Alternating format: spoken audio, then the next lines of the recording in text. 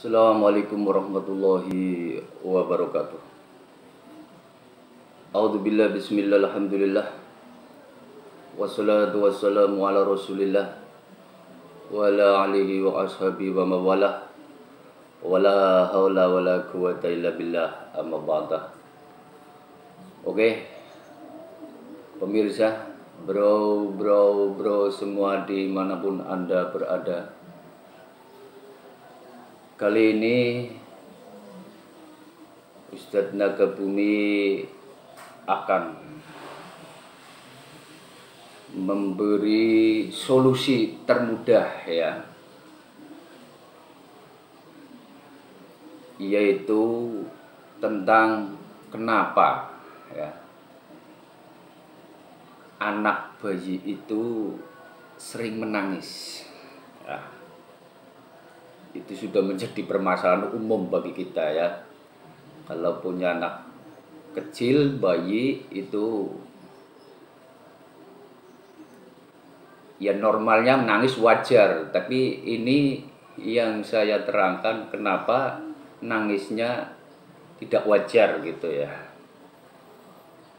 Nah, silakan simak baik-baik ya keterangan dari saya. Keterangan saya ambil dari hadis Nabi Muhammad SAW, yaitu A'udzubillahi minasyaitonirrajim, bismillahirrahmanirrahim. Kullu mauludin yuladu alal fitrah ya.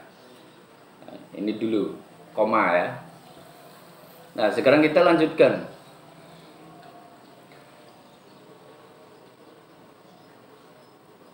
Bayi nangis itu ada beberapa sebab ya. Sebab pertama sudah jelas, itu kalau bayi itu sakit pasti nangis. Sebab kedua yaitu orang tuanya itu bertengkar, tidak akur ya. Itu bayi nangis nanti. Kenapa orang tua bertengkar itu nangis? Nanti saya ceritakan satu-satu ya. Itu sebab yang kedua. Sebab yang ketiga, bayi nangis itu karena memang ada gangguan makhluk halus. Nah, makhluk halus yang sering mengganggu anak kecil, anak bayi, itu biasanya itu kuntilanak. Nah, kuntilanak itu. Kalau tidak kuntilanak ya itu anak-anak kecil juga, makhluk halus kecil-kecil. Orang Tegal itu menyebutnya itu bergembiang. Itu orang Tegal itu menyebutnya bergembiang itu kalau anak-anak kecil. Nah, ini tiga sebab inilah yang menyebabkan bayi itu nangis tidak wajar. Nah, sekarang solusinya ya. Bagaimana solusinya agar anak bayi atau anak kecil itu nangisnya wajar, atau ya katakanlah tidak menangis lah gitu ya. Karena kalau bayi nangis itu orang tua pasti wah kasihan, itu repot lah katakanlah begitu, kesel, capek. Nah, sekarang saya kasih solusi. Yang pertama yaitu kenapa bayi nangis, sebab pertama yaitu tadi sakit.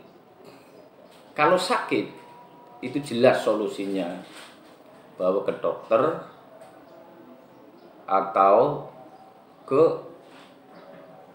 rumah sakit ya. Itu gampang itu kalau yang sakit. Sekarang solusi yang kedua. Bayi itu nangis yang kedua itu biasanya itu orang tua itu bertengkar atau tidak akur. Ya. Atau orang tua itu jauh dari anak-anak. Kenapa orang tua tidak akur bisa menyebabkan bayi itu nangis tidak wajar? Dengarkan keterangan saya. Coba Anda perhatikan. Saya tadi sudah rujukan ke hadis Nabi, yaitu kullu mauludin yuladu alal fitrah. Artinya bahwa setiap bayi yang lahir itu dilahirkan dalam keadaan suci, bersih. Ya. Bersih hatinya, bersih rasanya, bersih matanya, dan bersih segalanya.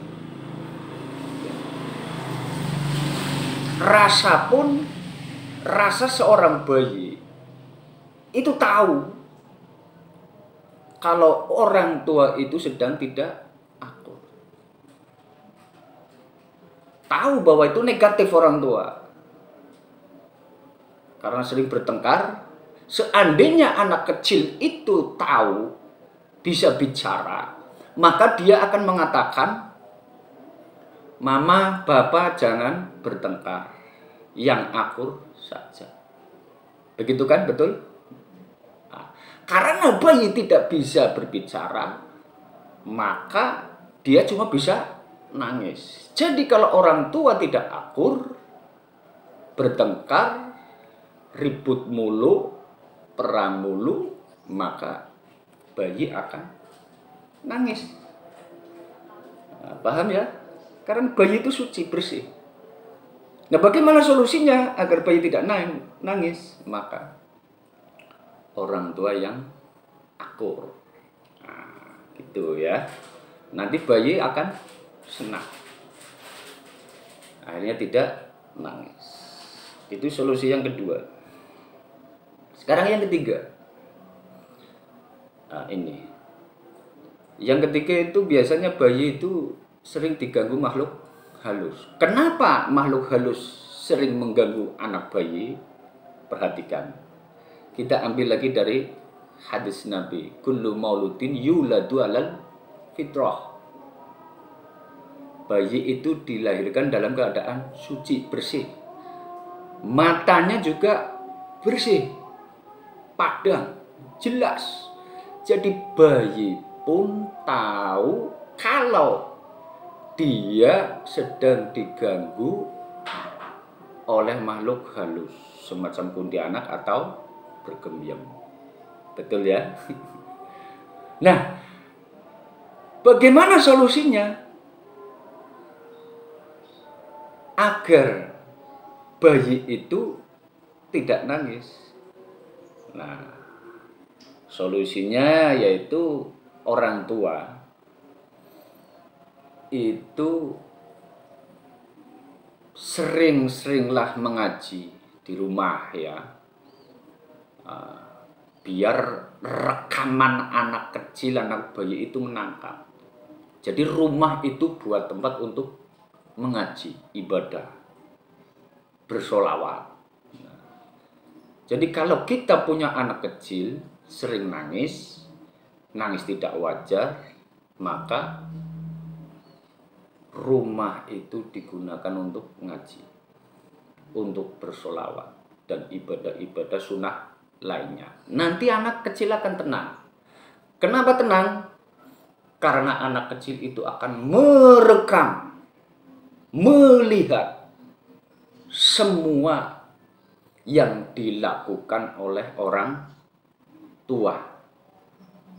Kalau orang tua rekamannya tidak bagus, maka anak kecil akan menangis. Tapi kalau orang tua rekamannya itu bagus, Oh ya, saya ulangi lagi ya. Saya ulangi lagi. Kalau orang tua memberi rekaman kepada anak bayi itu tidak bagus. Sering bertengkar, sering ribut, tidak ngaji, tidak bersolawat, maka anak kecil itu akan merekam. Sehingga dia akan menangis. Kalau dia bisa ngomong, maka dia akan mengatakan kepada orang tuanya, "Mama, jangan begitu, jangan nangis, jangan bertengkar, jangan berantem, jangan perang." Gitu. Pasti akan bilang begitu. Tapi bayi itu tidak bisa menangis. Maka dia hanya saya ulangi, bayi itu tidak bisa berbicara, maka bayi itu hanya bisa menangis. Maka menangislah bayi. Perhatikan ya, itu. Tapi kalau orang tua memberi rekaman kepada anak bayinya itu positif, bagus, banyak mengaji, banyak beribadah, banyak bersolawat, maka anak pun akan lega, bombong gitu ya, nggak nangis karena dia senang. Dia diberi rekaman yang bagus-bagus. Karena hati mereka, rasa mereka, anak bayi itu bersih, maka harus dikasih rekaman yang bersih. Harus diberi sesuatu, segalanya itu yang positif, jangan yang negatif. Kalau yang negatif pasti nangis. Mungkin ini Anda paham ya. Nah, jadi kalau bayi itu dilihat bayi itu digoda oleh makhluk halus semacam kuntilanak, maka nggak usahlah ke orang pintar atau apa, tapi ngaji aja di rumah ya, ngaji aja di rumah, pasti anak itu akan tenang. Kalau ngaji setan bergembyong itu akan panas, maka dia akan pergi. Nah itu paham ya. Oke, kalau paham silakan yang mau ditanyakan apa ya, boleh tanyakan kepada Ustadz Nagebumi ya, apa sajalah tentang perkara kehidupan ini, boleh bertanya. Dan jangan lupa ya, bantu kami agar channel kami itu lebih berkembang. Jangan lupa subscribe, like, comment, and share. Dan jangan lupa dong pencet tombolnya ya, glinong gitu. Terima kasih. Assalamualaikum warahmatullahi wabarakatuh.